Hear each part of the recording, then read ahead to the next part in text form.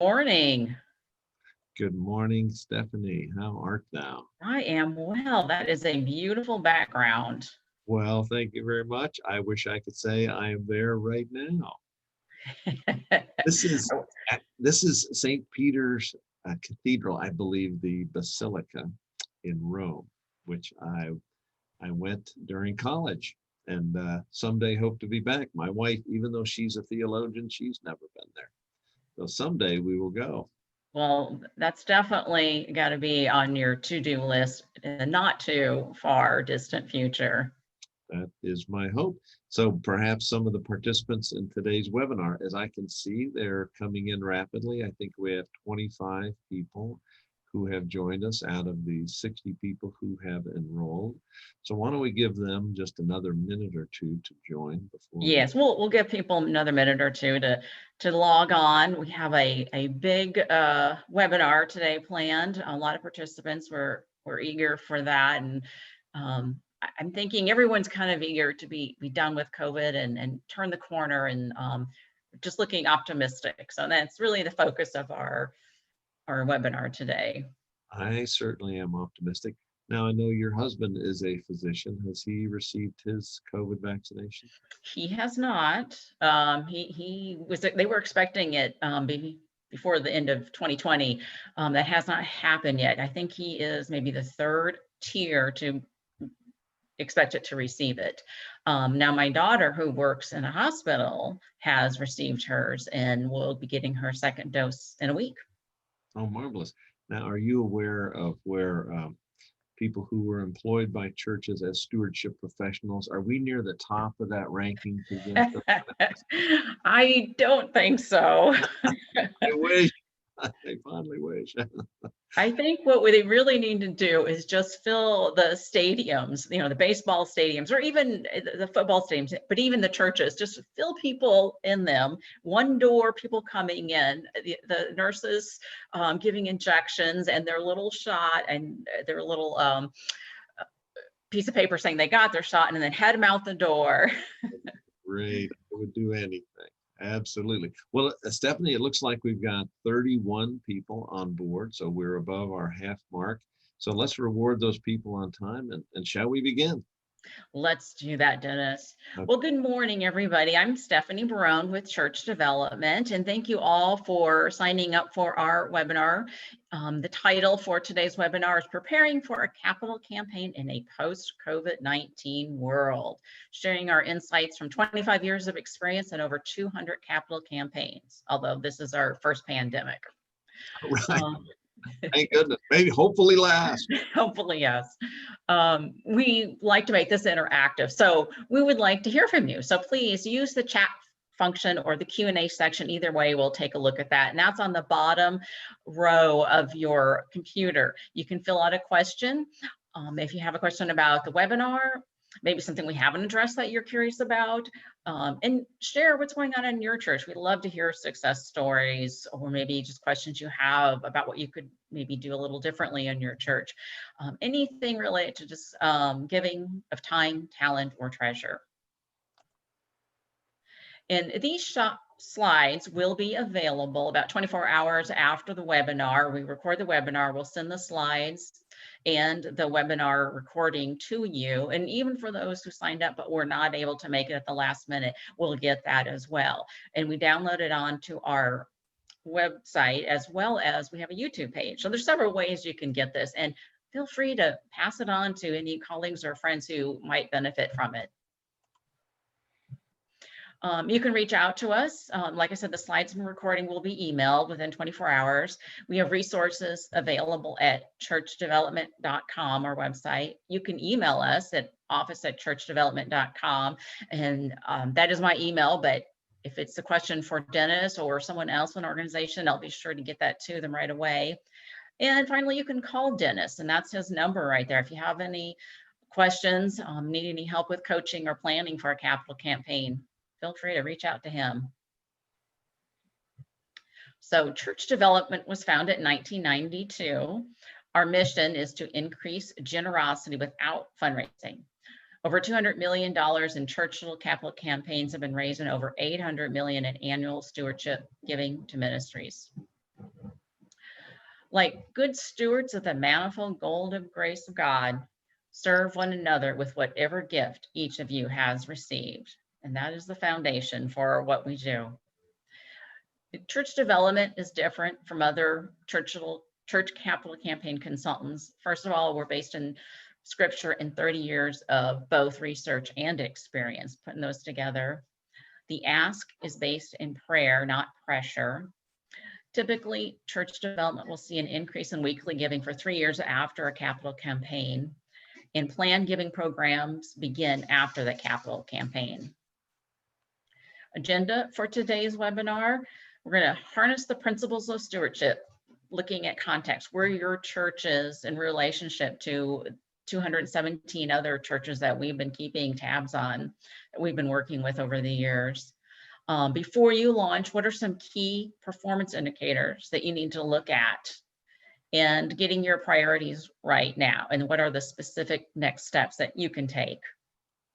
And right now, I'm going to turn it over to Dennis in just a moment. Dennis Green is our founder of Church Development. He has over 30 years of consulting experience. He's raised over $200 million for over 100 clients. He is a husband, a father, a cancer survivor. He is the author of the book Stewardship System, How to Increase Generosity Without Fundraising, and he is a scientific publisher, and he really loves research and how it affects our brain, and he would call himself a nerd in that respect.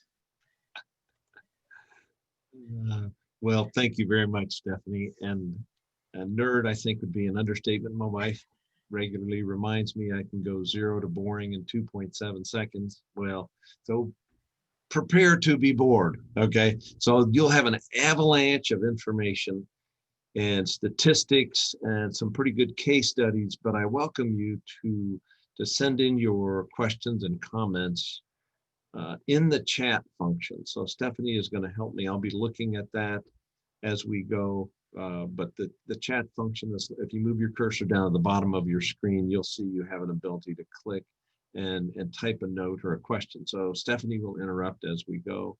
And I've got a pad. I've got a couple of questions that I come prepared to answer. And the first one is, how many church capital campaigns were conducted in 2020 compared to previous normal years? And what is my expectation for 2021? And as you can imagine, as common sense would dictate, there was a terrific dip in church capital campaigns during 2020. Everything sort of ground to a halt in March. And so capital campaigns dropped by about 80%. So an economist would put that in the context of there therefore is probably a pent-up demand for church capital campaigns in 2021. I think that is accurate just based on the inquiries that we have received. So we've received so many inquiries. That was the genesis, the origin of this webinar, how you can prepare if your church needs a capital campaign, and what are the steps that you need to do.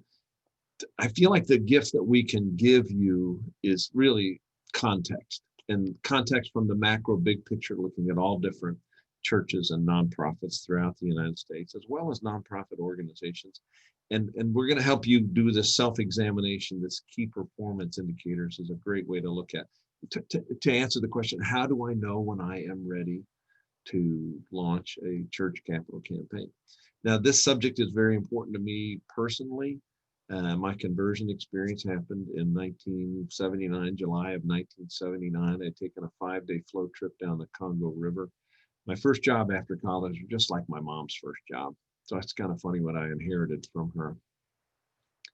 Her first job was with the American Embassy in Iceland. My first job was the American Embassy in Kinshasa, Zaire.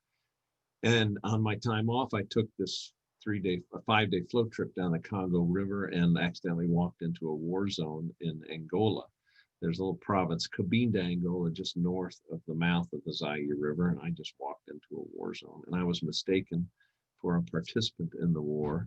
You have to suspend your disbelief to imagine me with brown curly hair, and I was very tan, and I had a big beard.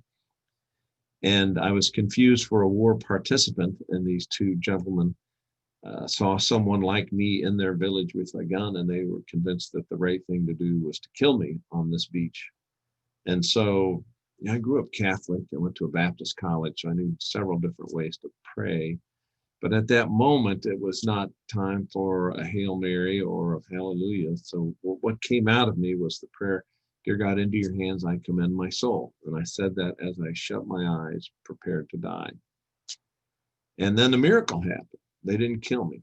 I opened my eyes back up after what seemed like a long time, but to find that they had lowered their weapons. And they said to me in French, which was not their native language, but French is the language of Zaire. Belgian French is the language of Zaire, the adjoining country. They said, "Allez, va-t'en," which in French means shoot, get out of here. And I thought they said that just so I would run away and they could shoot me in the back.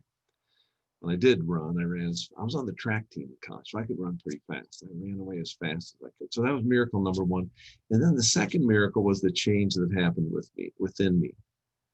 And that was the desire to no longer be such a self-centered reprobate, but to really try to figure out some way to make the world a better place. So that was 1979. I came back to this country, went back to graduate school, and discovered the business of fundraising and capital campaigns. And then I discovered the concept of stewardship, which is based in 1 Peter 4:10, as Stephanie told you a moment ago, which is really all about discerning God's will in our lives and then figuring out how to use our gifts to make the world a better place.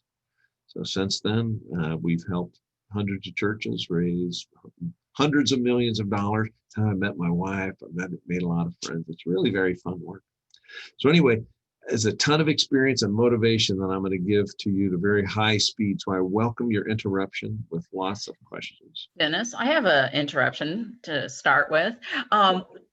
We have a request. Can you please address church capital campaigns in developing countries? And from the same person, is campaign readiness different in the USA versus Jamaica? Maybe those are questions you can address now or later during the webinar. Okay, let me address it right this very second. The answer is going to be very similar. Just 2 nights ago, I was in a top donor event, and one of the questions that came up was, well, do your statistics apply to our context? And it was very interesting because the answer is yes, the statistics apply. It doesn't matter if a church has 100 members and they're all billionaires versus 100,000 members and they're all average income people. We look at what is their annual giving. That is the key factor. And how does that annual giving move up and down, and where is it right now? And that's the basis for our forecast of how much we can raise. Plus, looking backwards in time, think back when you were in college to Maslow's hierarchy of needs. Those are universal needs regardless of culture. We all have the needs starting at the bottom for safety, security, then we have social needs, then we have creativity needs, and then we have the self-altruism need. So regardless of culture or time, we share those innate needs. God made us in his image, and God made us with some pretty strong similarities. So I have worked with churches in many different cultures, and it's phenomenal how consistent the patterns of success are. So I've just revealed to you my bias, which is the balance of faith and reason. And that's the author of that is kind of one of my heroes. And so we take a real statistical approach, having based our work in our faith, we then take a very statistical rational approach. And we've helped more than 200 churches with hands-on over the past many years. And I know you're seeing that number, 1983. You're probably thinking, oh, that's when he was born. No, I'm older than that, but it's really been a long time. So we monitor all the churches that we have worked with, and we monitor the big picture of 300,000 churches in the United States. Plus, we're members of the Association of Stewardship Professionals within Catholic and Protestant denominations. The International Catholic Stewardship Council, the Church Network, the National Association of Charitable Gift Planners.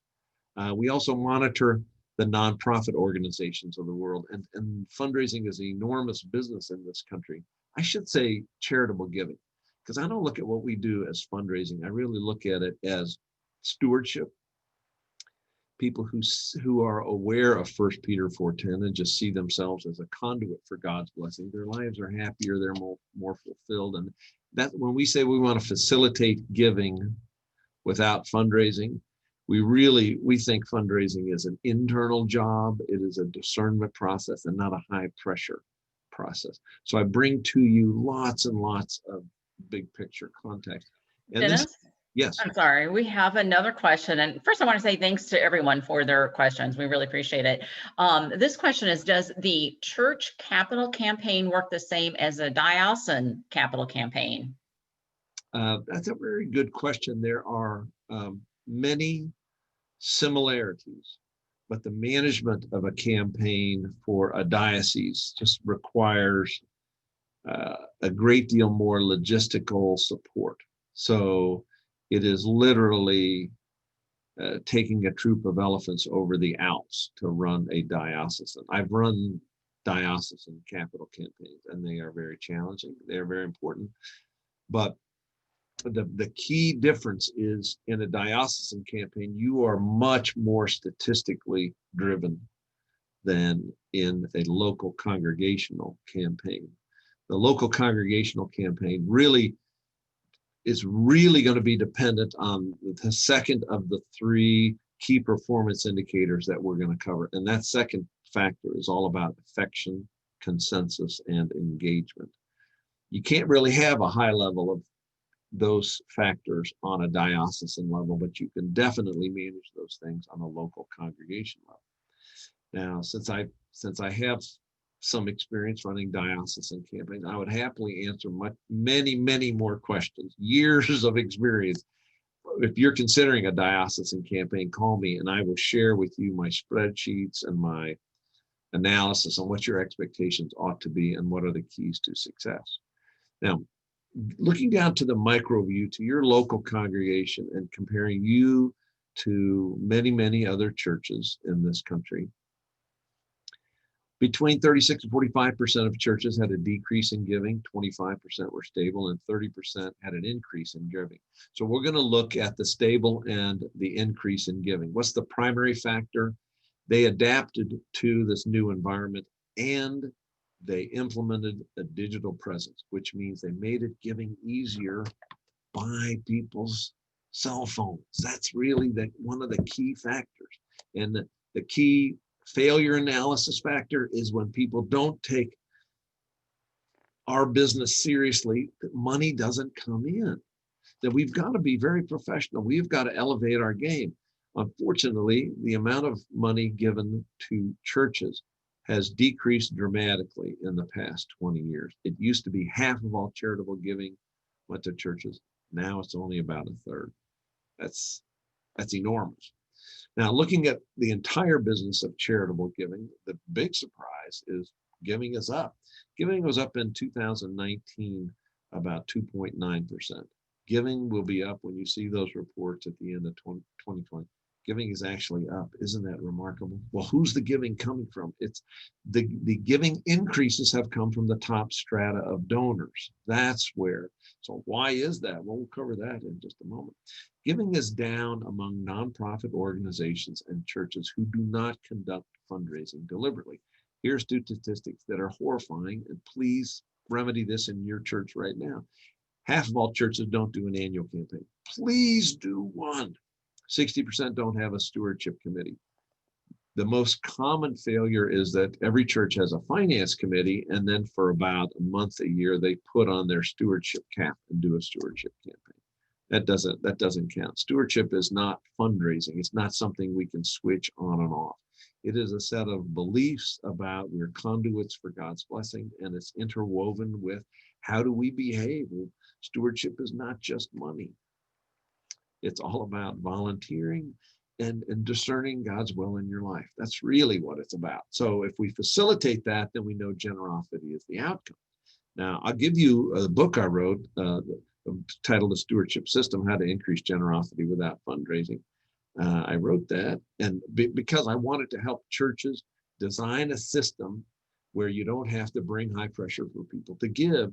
You facilitate engagement and generosity increases. Now, for instance, we have a 20-year longitudinal study from a group of 100 churches in Wichita that did one of our recommendations, just one, and that is they had lay speakers talk about stewardship. Over 20 years, giving increased from 1.2% of annual income per capita to 2.4%. Okay, that's an apples to apples comparison by doing one single thing. Storytelling is your biggest, strongest asset in your cadre of tools, believe it or not. And the best storytellers are your people in your pews, not your pastor. Isn't that interesting? So if you conduct your stewardship efforts deliberately and do this kind of strategy, giving goes up. And that's what we want to facilitate. Now, let me go back to this phenomenon of giving has increased at the top levels. This gift range chart is the most common tool in the secular world. The 80-20 rule is rigidly, it's not enforced, but the consistency across billions of dollars raised has shown that the Pareto principle is actually correct. This really does happen. We really do have one donor who gives 10%. And then you've got the second strata, which is very clearly identifiable. But if you just identify your top 11 people, you've got 900,000 out of 1 million too. So there's your 80-20 just right there. And it happens in every campaign. So you want to look at your current leadership donors and cultivate and engage them and be deliberate about that. Most churches don't do that. Almost nobody researches potential leadership donors. This is something that is a choice. It is not a requirement. We recommend that you do this. I live in Kansas City. I'm a KU basketball fan. I was working at a church that was 50 miles from KU, and we did research into potential leadership donors, and we found a family. This is all we only do research by that which is publicly available. So we look at the annual reports of colleges and universities, for example. And we found that we had a member who gave $100,000 to KU athletics, but only $100 per year to their church. And we thought, rather than be upset, we saw this as an opportunity. So we thought perhaps we should invite that couple to have dinner with the pastor, just to hear what their thoughts are about the parish and share with them our vision. So we did that, and it worked. And immediately they made a $100,000 gift to the parish before the capital campaign even began. So we know that generosity is this innate drive. Our hearts are restless. We want to live a congruent life, and we want for that conduit of God's blessings to flow through us. We know that exists, and we just have got to facilitate that. It is not brain surgery. It's just kind of common sense and respect. Hey, Dennis, I have a question before we move on to that next slide. This relates to the last one. Someone asked, how are you defining leadership donor, a donor prospect outside the membership of the church? No. So we're identifying them within the membership. So 99% of the money you raise in your church capital campaign is going to come from internal members. Now, I didn't say 100%, I said 99. I have so many stories about visitors making enormous leadership gifts. And the most remarkable one was just not long ago. It was only a church about a mile from my house where they had a short pastor and a very tall donor. And at the end of worship, this woman who was a visitor, very tall, it's like 6 foot tall woman, it's like my daughter, the volleyball star. She came to the pastor, and she had a check in her hand. She took it and she handed it to the pastor and said, "Oh, I'm so happy to hear about your plans. Here's something to get you started on." And she patted him on the head. I thought, holy smokes. Well, the pastor took it very gently and was full of gratitude. "Thank you very much." And put the check in his pocket and found out later it's $250,000. And he said, "I went fine with anyone patting me on the head for $250,000. So forgive me for digressing, but this really is a profile of your membership. And you can do the math right now. what number represents 80% of the funds that you will take in the year? And what is your total membership? What is 20% of your membership? It's most likely that 20% of your members are giving 80% of the funds. That's history. That is a pattern. So it's not an automatic, but boy, I think we should respect that. So looking at the big picture, I feel like our stewardship business is a lot like farming. And there in 2020, everyone was in a state of flux and we did not know what was going to happen. Well, it turned out the dust has kind of settled and we can understand giving. And we know that a capital campaign is possible. So there is a pent-up demand for church capital campaigns. So the trend I am seeing is that churches that need a church capital campaign are planning on an April feasibility study and a fall church capital campaign. So one scientific organization that I monitor, and they monitor millions of data input. They look at the gross statistics of how many people are thinking. And you can't say with clarity, this is exactly what's going to happen, but I can share with you, this is what many people are thinking. So is it right or is it wrong? I don't know, but I can tell you a lot of people are thinking spring feasibility study to get ready for a fall capital campaign. This, of course, is dependent upon, does your church need that? And if it needs it, this is what it seems is happening. So should we consider a capital campaign? Well, before you launch a church capital campaign, we like the concept of key performance indicators. And, I didn't make up this term. This is a standard term from how people plan and examine themselves before they take a step out. I borrowed this term from the business world, and I think the church world should take everything we can get from the business world to build up our churches. So you have three to think about here. What is your giving level? What is the level of affection? And what are your worship numbers? So giving is fairly easy to examine. If your giving is on a stark downward trend, one of my past clients, giving is down 35%. There are numerous factors. I would not recommend that they consider a capital campaign. I have one client I'm talking about, I've met with just day before yesterday, and they're looking at a fall campaign, and their giving is at 98% of what it was previously. That's in that safe zone. Affection, consensus, and volunteering. Well, why are these letters so large for B? Well, because it's rare, and it's easy to not have a warm level of affection. And it is very easy to have a low level of affection and anger. So when your church has a plan, your giving is stable, and there's a high level of affection, then you look at worship numbers. Are your worship numbers good? And then you can launch. But this middle one is the most difficult one. Now, looking across the board at many churches, worship numbers in many churches are up because they count the number of views online and YouTube long after church worship has occurred Sunday morning. So looking at those views, they extrapolate out and they see, gosh, we've got more people attending worship now than we had back under normalcy.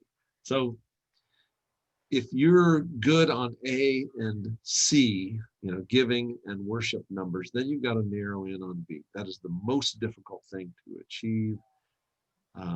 When I am in the presence of a church that has a high level of affection and consensus and volunteer readiness, then I say, please act immediately, because it's so easy to not have that circumstance. I'm working with one church. Well, I've got a case study here in a minute. Let me just see where that case study is. Where they go ahead. You have a question? Go ahead. Okay, if not, then they have a very high level of affection, and they should leap into action. And well, here it is right here. Our Lady of Lourdes Parish, they love their pastor, and he's the person on the right, and he's a lovable person, and he's an easygoing, happy, radiant person, joyful. It's just a pleasure to be around. And when we've been meeting with leadership donors, to a person, they talk about how much they enjoy the other members of the congregation and how the warmth and welcoming is just like no other parish. And so as they were considering doing a capital campaign, and we looked at key performance indicators, they had every single green light, move ahead. And now what would happen if that pastor had gotten transferred a year ago? Or what happens if there was a big conflict about the church that they were about to build? They wouldn't have the perfect alignment of stars. So what we want to help you do is move to a place where you have that perfect alignment stars, that sense of readiness and joy that precedes a successful capital campaign. Now, before we move off of this bottom bullet is really a stroke of brilliance. Now, we haven't invoked the name of the mighty Daryl Prater, my coworker, who is not with us today because he just underwent shoulder surgery. He had rotator cuff surgery, and I went through that about 3 years ago, and it's horrible. So please include him in your prayers. Ask for a prayer of healing. But as he has helped this congregation, Our Lady of Lourdes Parish, one of the brilliant things those volunteers, those leaders have done is regularly organize ambassador team personal contacts. So they call and they email and they check in on a regular basis with no agenda other than, how are you doing? And that makes a big difference. You know what the most common response was when they first started these calls? People said, well, I'm doing fine, but aren't you calling about money? That's the only time I ever heard from the church before. So they were able to say, well, no, I'm a member of the ambassador team. How are you doing? Now, this relates back to an Episcopal church on Long Island where we did a one question survey. The result of the survey was giving went up by 16%. And the one question was, what might I pray for on your behalf? That was it. So members of their leadership committee, their vestry, just divided up the entire congregation, and everybody just picked up the phone call and said, well, we're entering a season of prayer. What might I pray for on your behalf? Well, people enthusiastically embraced that, and we're very thankful. And with no mention of money, giving goes up 16%. So that tells you that the interpersonal connecting, there are metrics associated with that. Now, we're not doing it for the outcome of the metrics. They did that to build the strength of their church. That's something I would recommend that you do. What can I pray for on your behalf? And also, how are you doing? You know, when COVID hit back in March, by April, we were checking in with people. I mean, do you have concrete material needs? Do you have transportation needs? And really cool one was, are you having trouble managing to get to our online worship service? Could I walk you through that? Gosh, that's important. So it's that connecting that's extremely important. Sure. Dennis? Yes. We have another question. This is piggybacking off COVID. What format will you use for feasibility studies in just a few months, given COVID? Oh, that's a great question. You know what? Zoom will always be with us. It's really weird. On Christmas morning, we had a family Zoom call with my sisters and their kids, just spread out all around the world. And everybody was just really at ease with that. And I have found that we can do a lot of our interaction by Zoom. So we will be doing a lot of Zoom interviews. People are comfortable with that, and we want to meet them where they are. That's a super question. So there will be two levels. There'll be Zoom interviews, and there will also be a mail out survey to everybody else. Now, another thing, we'll come down later on how important the use of technology is, but there's a new kind of technology. It's a service I pay for monthly. It's about $40 or $50 a month. It's called BombBomb. It allows me to send a tailored video message to anybody, and it just takes a click. It's just so quick. It's wonderful. And so that's another thing that we're going to see a lot of is messages are going to have video as part of the open rate for an email that has video or a text is a lot higher than without. So we want to do that. So going back to this slide before you, should we consider doing a capital campaign? Well, before you launch a church capital campaign, this middle of those three, giving was the top one, worship numbers was the bottom, but this middle one, affection, consensus, and volunteering, it's so large because that's the key factor. In the book that won the Nobel Prize for Economics, Thinking Fast and Slow by Daniel Kahneman, he has a new way of looking at brain function. He calls our instincts and intuition, and he actually has a map of the brain, and it's located back here. He says, this we call system 1. This is the autonomic nervous system. And system 2, he says, the prefrontal cortex. That's the analytical part of our brain. He says, system 2, the analytical part, has about 1 horsepower. That instinctual, emotional part has about 1,000 horsepower. So we probably want to pay attention to that very important part of our thinking processes. Furthermore, how then do we facilitate this affection and consensus and readiness for volunteering? Well, as soon as your church opens back up, the people will rush and they will be excited about attending to Mass. We want to solicit volunteer participation in stewardship activities. We want to ask them. We want to facilitate social connecting. We want to ask them to volunteer. And then the third one is what I think is the most important one. We want to gather parishioner feedback to build support for the upcoming campaign. Now, how many of you have used SurveyMonkey? Raise your hand. Okay. We all have. How much did it cost? Well, nothing. How quick is it? It's very quick. It is very easy. So today, I would start planning my next 2 or 3 SurveyMonkey surveys to gather in input and gather in volunteers as well. So this is your highest priority. Now, I like looking at the secular world and science for insights.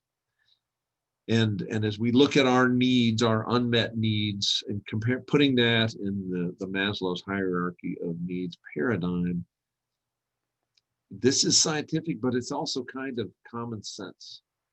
So we have self-actualization needs, but boy, in the midst of COVID-19, it's just hard to facilitate any of the interaction for esteem needs, belonging needs, safety needs, or psychological needs. They were all stunted during COVID-19. So I'm going to send you these slides out. Just take a look at this and think of how can I, as a leader in my church, being on the church capital campaign team, how can I facilitate these needs getting met? That is your real challenge that is before you. We know that they have needs, social needs related to their faith community. George Barna, he's a researcher, a church researcher. He coined the term church shoppers. He knows now, he expressed, unfortunately, I think it's a bizarre phenomenon, but people no longer they no longer select a church based on theological needs. They base it on community, social connecting needs. And that trumps, that exceeds their theological or scriptural preferences. Isn't that fascinating? Is it good or is it bad? I don't know. But so you got to be cognizant of that. That's their driving need for participation in your church. So let us think about that. So we've got to figure out ways now we can connect people socially. How can we engage people in creating an uplifting vision? So going back, I have the good fortune to work with Hillcrest Christian Church. And one of their leaders told me the other day the most spectacular thing: Sunday school numbers are up. Isn't that incredible? Why? Because they're really good at facilitating connecting on a Sunday school level. So it's available, it's easy, it's interesting. That's fantastic. So we've got to also engage people in the visioning process. So we want to help people connect to the big picture, long-term vision for the church. And the best way to do that is by asking their opinion and allow everybody to have their hands in the clay to mold and structure that vision. And so it's a loop. It is a feedback loop. So we're going to present something, and then we're going to ask for feedback. Then we're going to refine it and present it again and ask for feedback again. So we're going to mold this vision. Now, if you're building a new facility, that's easy because you've got a bubble diagram of, we want to put the new facility here. What do you think it ought to look like? And then your next round is, okay, here are the boxes with your approximate square feet. What do you think about that? And then the next round is, what might it look like from a design perspective? And then the next round, what might it look like in terms of art and beauty? And so there are multiple iterations that you can find ways to engage people in decision making. One of the things I just love about Our Lady of Lourdes in Atlanta that I'm working with is they listen, they ask for people's input, and then they listen, and then they go back to the architects and say, hey, everybody's saying this. Could we do something? It's magnificent. So it should never be hard and fast. It should be, let us participate in the process of molding the vision. And then the last one, just like the Sunday school, we got to find ways for people to connect with God, give them opportunities for prayer and communal prayer. These are the things that make up a healthy church organization. I want to shift just a moment to just a very rational, as Daniel Kahneman, the Nobel Prize in, system 2 thinking, is that we have an unexpected financial opportunity. Today, the Dow Jones is above 30,000, which, never has been. And I don't know how long that will last. But if you just look back to 2010, gosh, that just seems like the blink of an eye. So for those people who have money in the stock market, their portfolios are doing very well, and they are in a position where they can give gifts of appreciated assets. So when somebody hires us to do a church capital campaign, we're with them for the next 3 years to help them with their annual campaign and with estate gifts. And we have it's kind of crazy, but in 2020, we've seen an unprecedented number of stock gifts, appreciated stock gifts. So we've had to work with churches to establish an account with a stockbroker to facilitate that transaction. And it's kind of weird to think the change in tax law has not hurt charitable giving. I thought it would be ruinous, but charitable giving in the United States is more than a $400 billion industry. That's enormous, and giving continues to go up. So you have an opportunity financially to pursue gifts of appreciated assets, and that kind of goes back to that 80-20 perspective on giving we talked about earlier. Now, unfortunately, the average person gives 2% or less of their income to their church, and so I'll break it down. The average Catholic gives 1.2%. The average Protestant gives 2.2%. Among both groups, only 5% actually tithe. 3% have a net worth above $1 million. A third have income over 100,000. 60% would give more if they were asked. So, should you do a church capital campaign in 2021? If you only looked at this slide and were purely rational, the answer would be absolutely do it right this second. Because I don't know how long this high level of the Dow is going to last. Let's hope it continues unabated. That would be my hope. But remember, I'm a delicate flower, and I worry when you have the alignment of the stars. Move, do something, do it immediately. So should you move ahead? Well, you got to go back to those 3 factors that we talked about. What your giving level looks like, what's the level of affection, and what are your worship numbers. So the big challenge, we all have this macro financial opportunity, but how are we doing on that second mode? Managing the affection and vision in your church. So thinking of your timing, and we're almost done. We're almost ready to wrap up. So it's 11:44. And I welcome your questions as we lead towards conclusion. But as you are thinking about this, I want to say some positive things and 2 negative things. So forgive me for being negative, but I like the metaphor of farming and the crops. Here in this picture, you've got fertile crops that are just almost ready for harvest. And what happens if you harvest too early? The food is inedible. And what if you harvest too late? Then most of the food is inedible. So you've got to really think about timing. So the precedent for all this must be that your church has a valid and very important need. And members have been engaged in the decision-making process to move ahead. And we call that feasibility study. Well, so visioning beforehand. And I've got a great strategic planning facilitator. Her name is Jennifer Gutierrez. She has just a ton of experience with churches and dioceses doing strategic planning. I don't have a financial relationship with her, but I just think the world of it. If you need a strategic planning facilitator, let me know. So that's got to, do you have a need? Have they been involved in decision making? And then before you get ready to do any fundraising, you have to do a feasibility study. It takes about a month or 6 weeks.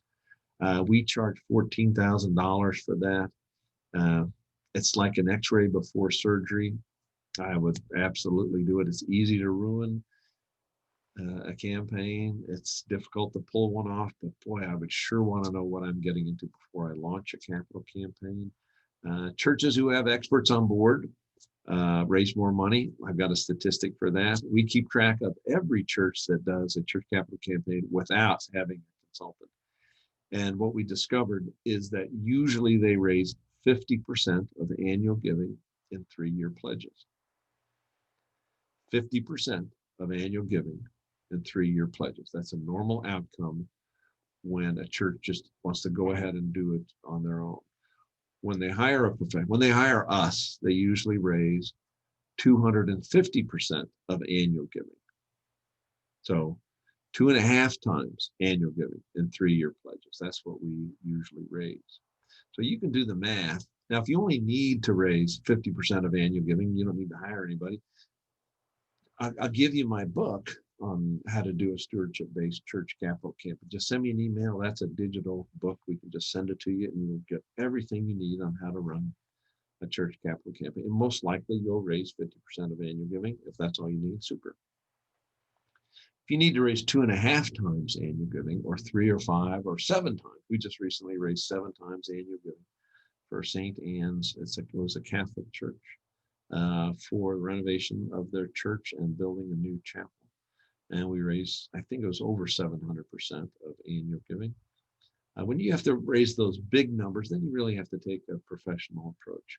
You know, what comes to mind is Tom Hanks in the movie Castaway, where he has to remove an infected tooth. That's about how much fun doing a capital campaign on your own is. It's fairly painful. So experts on board when your leaders are ready. Now, the 2 negative things that if you wait too long, each month that you delay, you're losing out on approximately 10% of your annual budget in capital campaign funds. So you just think of that. If we could have done a capital campaign in October and we decide to delay it 3 years, you'll basically have lost out on 250% of your annual giving over those 3 years. So you can kind of do the math. It's almost 10% of your annual budget per month. So it's expensive to delay. It's lost opportunity cost. And the other one is just my worry. You know, we should do it. Please act before the stock market drops. Let's hope it holds to the end of the year. Dennis? Yes. I have a question for you. The question is, what point would you say that it is not wise to move forward with a capital campaign if giving is down from last year? Well, if giving is down 10% or more, you really got to scrutinize that, really examine why is it down. And then you have to take steps to build up your number of donors and your giving systems. For instance, many of us in the church world are not technologically comfortable. Well, it's an absolute imperative that your congregation have a church app that's just like every other app on your phone, whether it's music or email or the news or a social media app. Every church has to have that, where I can hit my church app button on my phone and I can discover what's going on, where can I access worship videos, what are the announcements, what classes, and also how I can give with just a touch without having to log in and share sensitive information. That is now a threshold, a minimum threshold. And I know that 80% of all churches don't have that. So I know that this is a rude thing for me to say, but all of us have to kind of take a big step up, and we have to do it right now. So within that is the minimum criteria that we've got to be really comfortable with electronic giving. Text to give is at a minimum. PayPal is at a minimum. I did a capital campaign for a church that was in Myrtle Beach. It was a beautiful place and wonderful people. I like them so much. But it's been 3 years since we did the capital campaign. And just, in our follow-up, we follow up with all of our churches for 3 years. And every month we met, I would attempt to make a donation. And so finally, 35 months after our capital campaign, my wishes came true and I could make a quick and easy PayPal donation. And I just felt very sad about that. You think of all the money that could have come in if they had gotten their technological giving act together just a little sooner. I feel bad about that. Like if you go, I'm a big one for studying success.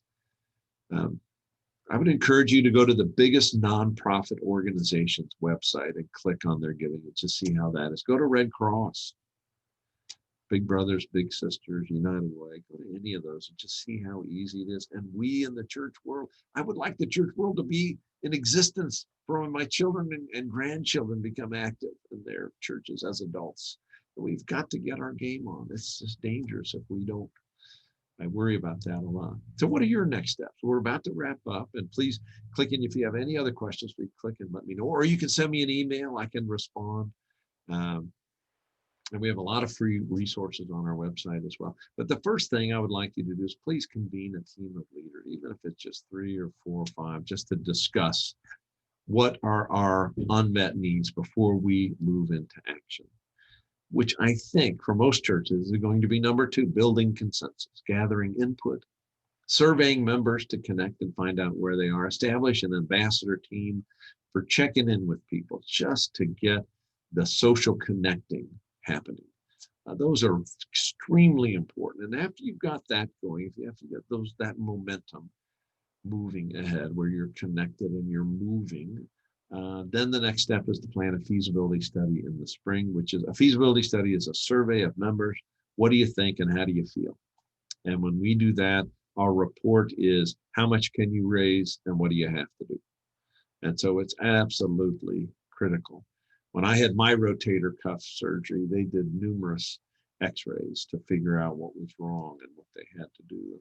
I wouldn't want surgery without that. The fourth thing is plan on methods to connect with people socially between now and over the summer, way before your capital campaign starts. So you got to kind of start up and start thinking of a full court press in the months before your church capital campaign activities begin in earnest.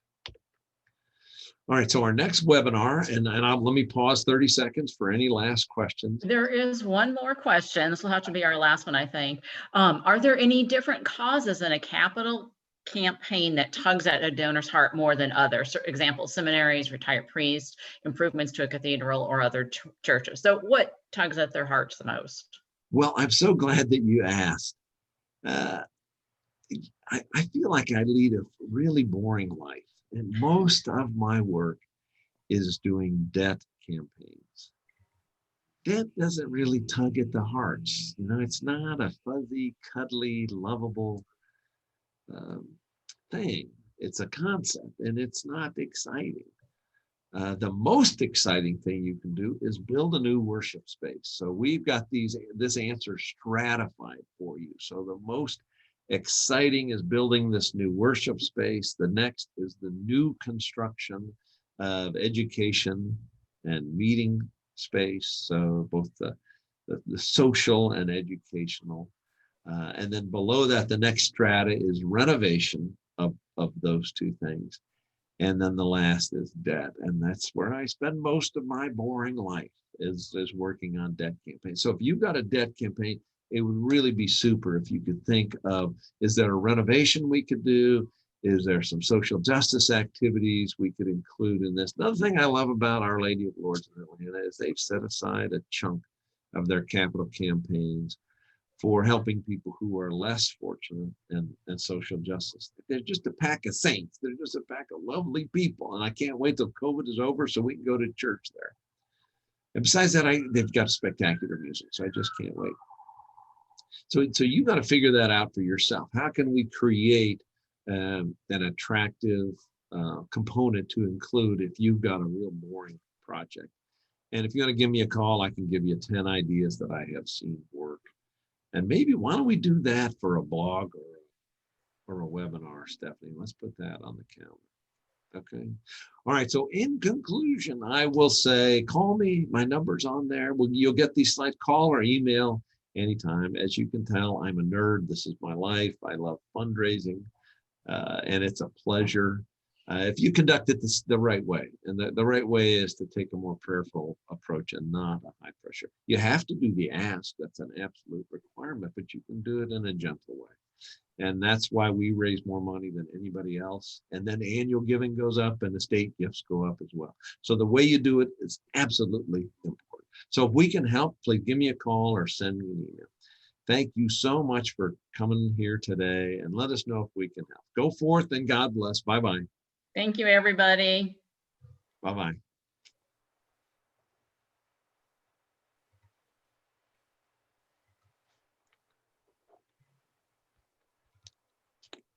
Stephanie, thank you.